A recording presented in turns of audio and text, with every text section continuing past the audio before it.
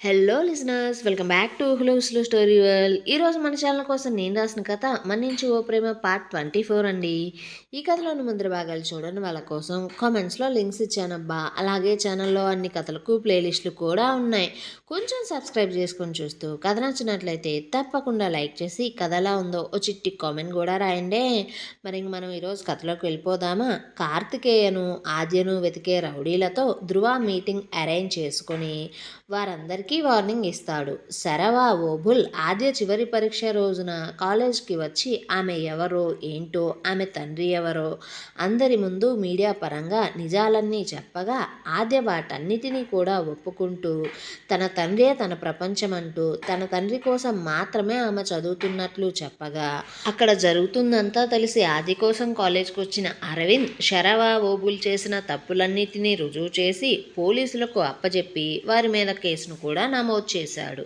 విశ్వనాథ్ శరవ చేసిన గొడవలో తన పేరును బయటికి తీసుకుని వచ్చాడని ఆ కోపంతో వారిని కొట్టించగా శరవ తల్లి అయిన కాదంబరి విశ్వనాథ్కి ఫోన్ చేసి తన భర్తను కొడుకును విడిపించకపోతే అతని నిజస్వరూపం అందరితో చెబుతానంటూ విశ్వనాథ్నే బెదిరించగా మొదట ఆమె మాటలకు భయపడిన విశ్వనాథ్ కేసు పెట్టింది ఆద్య అరవింద్ కావడం వల్ల ఆమెను వారి దగ్గరికి వెళ్ళి వారితో కేసుని వెనక్కు తీసుకునేలా చేస్తే అప్పుడు వీళ్ళిద్దరినీ వదులుతాను అంటూ చెప్పడంతో కాదంబరి వెంటనే సరే అంటూ ఆద్య ఇంటికి బయలుదేరుతుంది. న్యూస్ ఛానల్స్ ద్వారా అదంతా తెలుసుకున్న కార్తికేయ కూతురు తన వల్ల సంతోషంగా సుఖంగా జీవించలేకపోవడమే కాకుండా అతని వల్ల అందరిలోనూ అవమానాలు పాలు అవ్వడం, నలుగురిలో ఆమెకు గౌరవం లేకపోవడం చూసిన కార్తికేయ జైల్లో కుమిలి కుమిలి ఏడుస్తూ ఉంటే అదంతా కూడా ప్రమోద్ ఓ కంట గమనిస్తూనే ఉన్నాడు. ఆద్య అరవింద్తో తన తండ్రిని చూడాలి అంటూ అడగడంతో అరవింద్ సరే అంటూ రేపు తీసుకెళ్తానంటూ ఆమెతో చెబుతూ ఉంటే ఆమె అప్పుడే అరవింద్తో ధృవ ఎవరో తెలుసుకొని అతన్ని కలిసే ఏర్పాటు కూడా చేయమని చెప్పగా ఆమె మాటలు వింటూ ఆమె మనసును అర్థం చేసుకున్న అరవింద్ కొద్దిసేపు ఆలోచించుకొని ఆద్య జీవితంలో ఇప్పటి వరకు పడిన బాధలన్నిటినీ తలుచుకుంటూ కొంచెం ధైర్యం తెచ్చుకొని ఆద్య, నేను నీకు కొన్ని నిజాలు చెప్తా, వాటిని దయచేసి సరిగా అర్థం చేసుకో అంటూ మాట్లాడుతుంటే ఆద్యేమో అయోమయంగా అరవింద్నే చూస్తుంది. దాంతో అతను ఆద్యను తన పక్కనే కూర్చోబెట్టుకొని ఆమెతో విషయం చెప్పడం ప్రారంభించాడు. కార్తికేయ విశ్వనాథ్ ఫ్రెండ్షిప్ దగ్గర నుంచి ఆమె తండ్రికి తన తండ్రి చేసిన ద్రోహం, ఇంకా ఆమె కోసం వేసిన కొన్ని ప్లాన్స్ అన్నీ చెప్పి ఆద్యను చూడగా ఆ విషయాలన్నీ విన్న ఆద్య అరవింద్ చెప్పింది నమ్మాలా లేదా అనే స్టేజ్లో ఆలోచిస్తూ ఉంటే ఆమె ఆలోచనలో ఉండడం చూసిన అరవింద్, చూడు ఆద్య, నువ్వు నీ తండ్రిని విడిపించుకోవడం కోసం లాయర్ చదువుతున్నావు. ఎందుకంటే తను ఎలాంటి నేరాలు చేసినా సరే వాటికి సరైన కారణాలు ఉన్నాయి అని నువ్వు నమ్ముతున్నావు కాబట్టి. కానీ నా విషయం అలా కాదు ఆద్య. నేను నా తండ్రి నేరాలను నా కళ్ళారా చూసా. నీ తండ్రి ఒక్కడి విషయంలోనే కాదు, అలాంటి తండ్రులు చాలామందే ఉన్నారు మా నాన్న జాబితాలో. అలాగే ఇప్పటికి కూడా నేను ఇంకా ఆ నేరాలను చూస్తూనే ఉన్నా. అందుకే నేను నీ తల్లి నా తల్లికి ప్రాణం పోసినప్పుడే అనుకున్నా, మనం ఈ సమాజానికి ఏదిస్తే అదే మనకు తిరిగి వస్తుంది అని. మా నాన్న ఎవ్వరిని ఎన్ని మోసాలు చేసినా సరే, ఎన్ని పాపాలు చేసినా సరే, మా అమ్మ మాత్రం అలా కాదు ఆద్య. అందుకనే ఆమెకు సరైన సమయంలో సహాయం దొరికింది. ఆ రోజు నేను నిర్ణయించుకున్నా, నేను నా తండ్రి పాపాలను కడిగేసుకుంటూ వాటి నుండి నన్ను నా తల్లిని విడిపించుకోవాలని.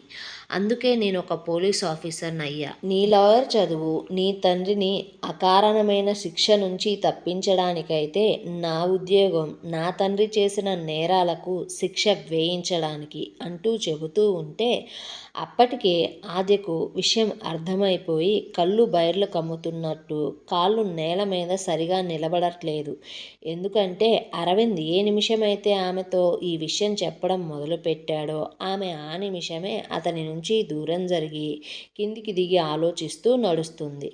ఆమె కదలికలను గమనించిన అరవింద్ ఆమెను తన పక్కన ఉన్న మంచం మీద మళ్ళీ కూర్చోబెట్టుకొని ఆమె వైపు చూస్తూ, ఇప్పుడు చెప్పు ఆద్య, నేనే ధ్రువను, నాతో నువ్వు ఏం చెప్పాలి అనుకుంటున్నావు అంటూ అడుగుతూ, నిజాన్ని ఇన్ని రోజులు దాచినందుకు ఆమెను క్షమించమంటూ అడుగుతూ, కార్తికేయను నిర్దోషిగా విడిపించిన తరువాతే నిజం చెప్దామనుకున్నానని, కానీ నీ దగ్గర నిజాన్ని దాచడం ఇంకా మంచిది కాదు అనిపించే చెప్పేశానంటూ చెబుతూ, పైగా ఈరోజు నీకు జరిగిన అవమానం చిన్నదేం కాదు, అందుకే ఇక నీ దగ్గర నిజం దాచి కూడా లాభం లేదు అనిపించింది అంటుంటే, ఆద్య అరవింద్ను చూస్తూ, అరవింద్, ఇప్పటిదాకా జరిగింది నువ్వు చెప్పినా సరే నాకు ఇంకా చాలా అనుమానాలే ఉన్నాయి, నా ప్రశ్నలకు సమాధానం చెప్తావా అంటూ ఆద్య అరవింద్ను చూస్తూ, మీ నాన్నగారికి అడ్డుగా ఉన్న మా నాన్నని జైలుకు పంపిన తరువాత కూడా ఇంకా మీ నాన్న ఎందుకు మా నాన్న కేసుని హీరింగ్కి రాకుండా చేశాడు, అందువల్ల మీ నాన్నకు ఏంటి లాభం, పైగా ఆ రౌడీలు ఎందుకు నా వెనకే పడుతూ ఉన్నారు, మీ నాన్న కూడా ఎందుకు నన్ను ఎంతగా ద్వేషిస్తున్నాడు, అసలు నిజం మీ నాన్నకు తెలుసు కదా అంటూ అడగడంతో అరవింద్ ఒక నిమిషం ఆలోచించుకొని కార్తికేయ దాచిన డబ్బుల గురించి కూడా చెప్పాడు. అలా అన్ని నిజాలు తెలుసుకున్న ఆద్య అరవింద్ను చూస్తూ, ఇంకొక చివరి ప్రశ్న అరవింద్ అంటూ ఆమె బాధను అతనికి కనిపించనివ్వకుండా దాస్తూ అతని కళ్ళల్లోకి చూస్తూ, నువ్వు నాకు నా తండ్రికి ద్రోహం నీ తండ్రి వల్లే జరిగింది కాబట్టి నన్ను పెళ్లి చేసుకున్నావు అంతేనా, ఇష్టంతో కాదు కదా అంటూ అడగ్గా అరవింద్ ఆ మాటలకు బాధపడుతూ ఆద్య ముఖాన్ని చేతుల్లోకి తీసుకొని చాలా ప్రేమగా ఆమె కళ్ళల్లోకి చూస్తూ, నువ్వు అస్సలు ఎప్పుడూ అలా ఆలోచించుకు ఆద్య, నీకు నిజంగా న్యాయం చేయాలి అనుకుంటే నేను జాబ్లో జాయిన్ అయిన మొదట్లోనే మీ నాన్నను విడిపించేవాడిని, కానీ నీతో ఇలా పెళ్లి దాకా వచ్చేవాడిని కాదు. నేను నాకు జాబ్ రాకముందు నుంచే నీ గురించి తెలుసుకుంటూ ఉన్న క్రమంలో నీతో ప్రేమలో పడిపోయా. జాబ్ వచ్చిన తరువాత మిగిలిన అన్ని కేసుల కంటే మీ నాన్న కేసు మీదే ఎక్కువ ఫోకస్ పెట్టా, సాక్ష్యాలను సేకరించడం కోసం. ఇక నీ విషయానికి వస్తే నేను నీకు నిజం చెప్పి నిన్ను ప్రేమించా, నన్ను పెళ్లి చేసుకుంటావా అంటే నువ్వు ఒప్పుకుంటావా చెప్పు. అందుకే ఆ సమయంలో నిన్నలా బెదిరించి చేసుకున్నా, అంతే తప్ప నాకు నువ్వంటే ప్రాణం రా, చాలా ఇష్టం రా, నువ్వు నా మాటను నమ్ముతావు కదా అంటూ చాలా ఎమోషనల్గా అడుగుతూ ఉంటే ఆమె కూడా అతని మాటలకు చాలా చాలా ఎమోషనల్ అవుతూ అరవింద్ను హక్ చేసుకొని, నమ్ముతా, ఖచ్చితంగా నమ్ముతా, I love you so much Arvind, really I love you so much, నిన్ను నువ్వు నా దగ్గర నిరూపించుకోవాల్సిన అవసరం లేదు అంటూనే అతన్ని వదిలిపెట్టి వెంటనే, నేను ఇప్పటికిప్పుడే నాన్నను చూడాలి అరవింద్, ప్లీజ్, ఈరోజు ఇంత జరిగిన తరువాత మామయ్య అస్సలు ఊరుకోడు, అందుకనే ఏదో ఒక కారణంతో మీ నాన్న మా నాన్నను ఏదో ఒకటి చేసేలోపు నేను మా నాన్నను చూడాలి అంటుంటే అరవింద్ ఇక తప్పదు అనుకొని తన పై ఆఫీసర్తో మాట్లాడి ఆమెను జైలు దగ్గరకు తీసుకుని పోవడానికి బయలుదేరి బయటకు రాగా కాదాంబరి అప్పుడే ఆ ఇంటికి వచ్చి ఆద్య బయటికి రావడం చూస్తూ, ఎక్కడికమ్మా బయలుదేరారు,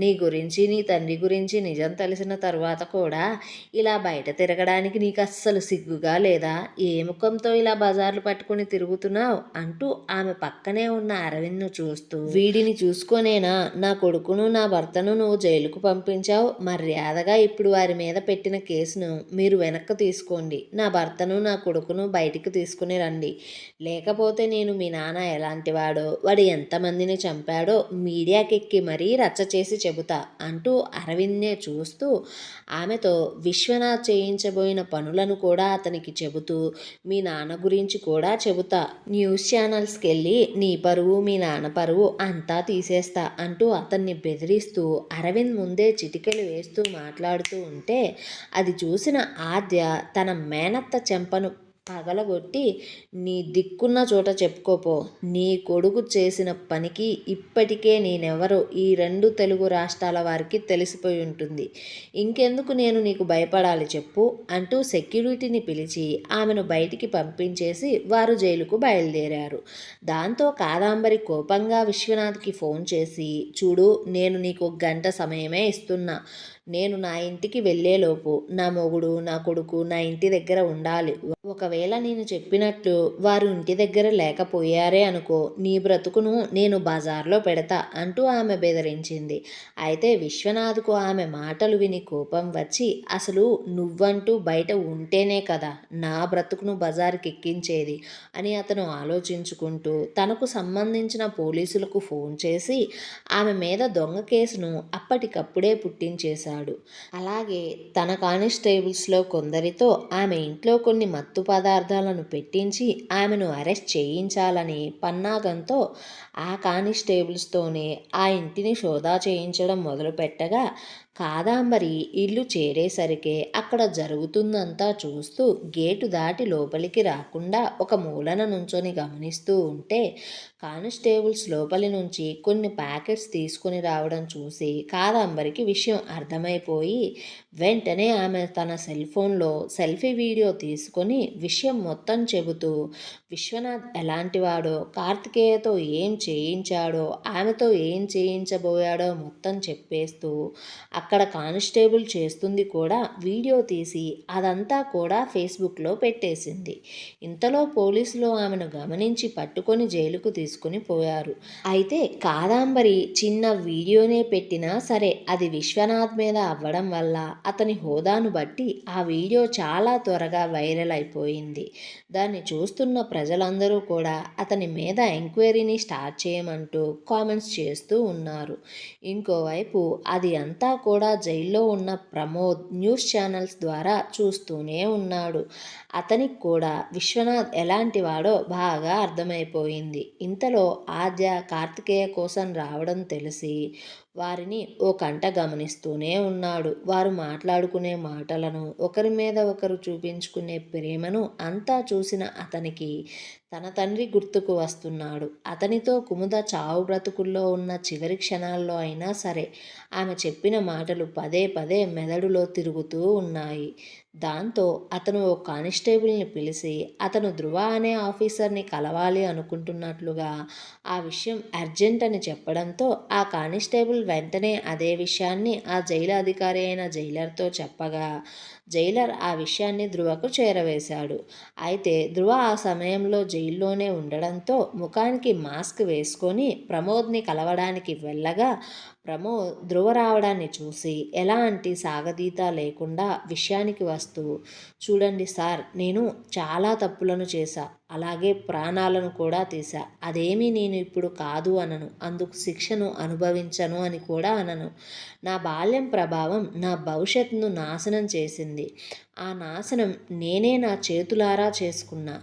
కానీ నేను నా చిన్నతనంలో ఎంత బాధనైతే అనుభవించానో ఆద్య కూడా అదే బాధను అనుభవించింది. అయినా సరే ఆమె తన చిన్నతనం నుంచి తన జీవితంలో తప్పటడుగులు వేయకుండానే పెరిగింది. ఆమె బాల్యంలో పడిన బాధ తన భవిష్యత్తును పాడు చేయకుండా చూసుకుంది. తన తండ్రి కోసం ఆమె ఈ లోకంతోనే పోరాడడానికి సిద్ధపడితే నేను నా పగతో ఈ లోకంలో నా తండ్రిని ఒంటరివాడిని చేసి ఏ పాపం తెలియని అమాయకుల ప్రాణాలను తీసి నా పగను చల్లబరుచుకుంటున్నా. పైగా అది చాలదు అన్నట్లు ఆద్యకు మామయ్య అయిన విశ్వనాథ్కి కూడా ఆమె మీద కోపం ఉండడంతో అతనితో చేతులను కలిపి తన మీద పగ తీర్చుకోవాలని ఈ జైల్లో ఉన్న తన తండ్రి అయిన కార్తికేయను చంపాలి అనే విశ్వనాథ్ అడిగితే నేను వెంటనే ఆ పనికి ఒప్పుకున్నా. కానీ జైలుకు వచ్చిన తరువాత తెలిసింది అతను తన కూతురి కోసం ఎంత బాధను అనుభవిస్తున్నాడో నేను నా కళ్ళారా చూశా. కూతురికి తన వల్ల జరుగుతున్న అవమానాలను తలుచుకుంటూ ఏమీ చెయ్యలేక నిస్సహాయంగా బాధపడుతూ ఉన్నాడు. అతనిలో నేను నా తండ్రిని చూసుకున్న ఆ క్షణంలో. అందుకే అతన్ని అవకాశం వచ్చినా సరే రాత్రి కూడా చంపలేకపోయా. ఇంతకు ముందు వార్తల్లో విశ్వనాథ్ మీద కాదాంబరి చేసిన ఎలిగేషన్ అంతా నేను చూసా. ఆమె కేవలం మాటల ద్వారానే ఇచ్చింది. ఆ మాటలకు మీకు సాక్ష్యాలు దొరకవు. కానీ నేను మీకు చెప్పిన ఈ విషయం మాటలే అయినా సరే, సాక్ష్యంగా నేను కోర్టులో విశ్వనాథ్ నాతో చెప్పింది మొత్తం చెబుతా. అతనికి నా వాంగ్మూలంతో ఖచ్చితంగా శిక్ష పడేలా చేస్తా అంటూ చెబుతూ ఉంటే, అదంతా వింటున్న ధ్రువ, అసలు ఇంతకు నీకు నా నుంచి ఏం కావాలి? ఎందుకు నువ్విప్పుడు అసలు ఇదంతా చేయాలి అనుకుంటున్నావు? నువ్వు ఏం సాయం ఆశిస్తున్నావు నా దగ్గర నుంచి అంటూ అడగ్గా, ప్రమోద్ చాలా బాధగా, నాకంటూ ఇప్పుడు ఏమీ లేదు. కానీ నా కన్న తండ్రి ఎక్కడున్నాడో, ఎలా ఉన్నాడో తెలుసుకొని ఆయన చివరి రోజుల్లో ప్రశాంతంగా ఉండేలా చూస్తే చాలు. మీరు కార్తికేయ కేసు గురించి ఎంక్వైరీ చేస్తున్నారని నాకు తెలుసు. విశ్వనాథ్కి కార్తికేయకు మధ్య ఏమైందో నాకు తెలియదు. కానీ నేను కోర్టులో విశ్వనాథ్ నాతో చేయించబోయిన నేరాన్ని నేను చెప్తా. అందుకు బదులుగా నా తండ్రిని నాకు చూపించండి, అది చాలు అంటుంటే, ధ్రువ అందుకు సరే అంటూ చెప్పి ప్రమోద్లో వచ్చిన మార్పును చూసి సంతోషపడుతూ అక్కడి నుంచి వెళ్ళిపోయాడు. అలా ఆ విషయాలన్నీ జరిగిన వారం రోజుల తరువాత కోర్టులోకి ఒకే రోజు కార్తికేయ, విశ్వనాథ్ కేసులు హీరింగ్కి రాగా, ధ్రువ తన తండ్రి చేసిన నేరాలన్నిటికీ సాక్ష్యాలను సేకరించి ప్రత్యక్ష సాక్షిగా ప్రమోద్ని మరికొన్ని నేరాలకు డాక్యుమెంట్స్ని సమర్పించగా, విశ్వనాథ్ చేసిన నేరాలన్నీ నిరూపించబడడంతో అతనికి యావజ్జీవ కారాగార శిక్ష పడితే, కార్తికేయను విశ్వనాథ్ వాడుకున్నాడని, అతని నిర్దోషని, రౌడీ షీటర్స్ని అతను చంపినందుకు ఇప్పటిదాకా అనుభవించిన శిక్ష సరిపోతుందని విడుదల చేయగా, కార్తికేయ అదే కోర్టులో మాట్లాడుతూ అతను ఇన్ని రోజులు దాచిపెట్టిన డబ్బులన్నీ కూడా ఆ కోర్టు ద్వారానే పేద పిల్లలకు ఇంకా ఎన్జీఓలకు దానమిస్తున్నట్లు, అతను నిజమైన ఆస్తి తన కూతురేనని చెప్పి ఆ కోర్టులోనే డాక్యుమెంట్స్ మీద సైన్ కూడా పెట్టాడు. అలా ఆ కేసు కొట్టివేయబడి బయటికి రాగా, ప్రమోద్ దగ్గరకు ఆద్య వెళ్ళి, సార్ మీ నాన్న వచ్చారు ఇక్కడికి అంటూ చెప్పి అరవింద్ పక్కనే నుంచుని ఉన్న మతి స్థిమితం లేక దిక్కులు చూస్తూ ఉన్న వ్యక్తిని చూపించగా, ప్రమోద్ పరిగెత్తుకుంటూ అతని దగ్గరికి వెళ్ళి గుండెల నిండా తండ్రిని హత్తుకుంటూ మనసులో ఉన్న భారం మొత్తం పోయేదాకా వెక్కి వెక్కి వేడుస్తూ కొద్దిసేపటికి అరవింద్ వైపు, ఆద్య వైపు చూస్తూ అరవింద్ను తేరిపారా గమనించి, అంటే మీరు అంటూ ఉంటే, అరవింద్ ఇంతలోనే ప్రమోద్ చెయ్యి పట్టుకొని, నీ మాటలను బయటికి రానివ్వకు, నేను నువ్వనుకునే వ్యక్తినే అంటూ చెప్పి ప్రమోద్తో, మీ నాన్నను చిత్తూరు జిల్లాలోని పలమనేరుకు దగ్గరలో ఉండే మంజులమ్మ గారి జీవదాత వృద్ధాశ్రమంలో ఉంచుతున్నా. ఆమె ఈ భూమి మీద ఉండే దేవత లాంటిది. ఇలాంటి వారిని పసిపిల్లల్లా భావించి చాలా జాగ్రత్తగా చూసుకుంటుంది అంటూ చెప్పగా, ప్రమోద్ అందుకు సరే అంటూ తనకు సంబంధించిన ఆస్తులను అన్నిటినీ కూడా వృద్ధాశ్రమాలకు, ఎన్జీఓలకు రాసిస్తున్నట్లు, అందుకు తగిన ఏర్పాట్లను కూడా అరవింద్నే చేయమన్నాడు. ఆ కోర్టు మెట్లు దగ్గర ఓ కొడుక్కి తండ్రి దొరికాడు, ఓ కూతురికి తండ్రి ప్రేమ దొరికింది. ఒకరు మనిషిగా మారితే మరొకరు మనిషి ముసుగు వేసుకున్న మృగమని తేలి శిక్షను అనుభవించడానికి సిద్ధంగా ఉన్నాడు. అలా కొందరు అనుభవించిన బాధలకు విముక్తి దొరికితే మరికొందరు చేసిన నేరాలకు శిక్ష దొరికింది. అలా జరిగిన 1 సంవత్సరం తరువాత ఆద్య మరొక సెన్సేషనల్ కేసులో 13 సంవత్సరాల నుంచి ఏ నేరం చేయకుండా జైలు శిక్షను అనుభవిస్తున్న ఒక ట్రైబల్ని బయటికి తీసుకుని రాగా, మీడియా వారందరూ కూడా ఆమె ఇంటర్వ్యూ కోసం కోర్టు బయట ఎగబడుతూ ఉంటే, ఆద్య తన 6 నెలల గర్భంతో కొంచెం ఇబ్బంది పడుతూ మీడియా వారికి ఇంటర్వ్యూ ఇస్తూ తన లాయర్ పట్టాని ఇలా దొంగ కేసుల్లో ఇరికించబడి అన్యాయంగా జైలు పాలయ్యి శిక్ష అనుభవించే వారికి స్వేచ్ఛను కలిగించడం కోసం మాత్రమే ఉపయోగిస్తానంటూ తనను అన్ని విషయాలలో ముందుండి నడిపిస్తూ ప్రతి దానికి ప్రోత్సహిస్తూ ఉన్న తన భర్తకు అందరి ముందు I love you so much Arvind అంటూ చెప్పి ఈ కథకు సమాప్తాన్ని తెలియజేసింది. ఏమండోయ్, మరి ఇప్పుడు మీరు ఈ కథ గురించి, ఈ కథలో నేను ఇచ్చిన ఎండింగ్ గురించి ఏమనుకుంటున్నారో, అలాగే 10కి ఈ కథకు ఎన్ని మార్కులు ఇస్తారో కూడా కొంచెం కామెంట్లో రాయండి అబ్బా.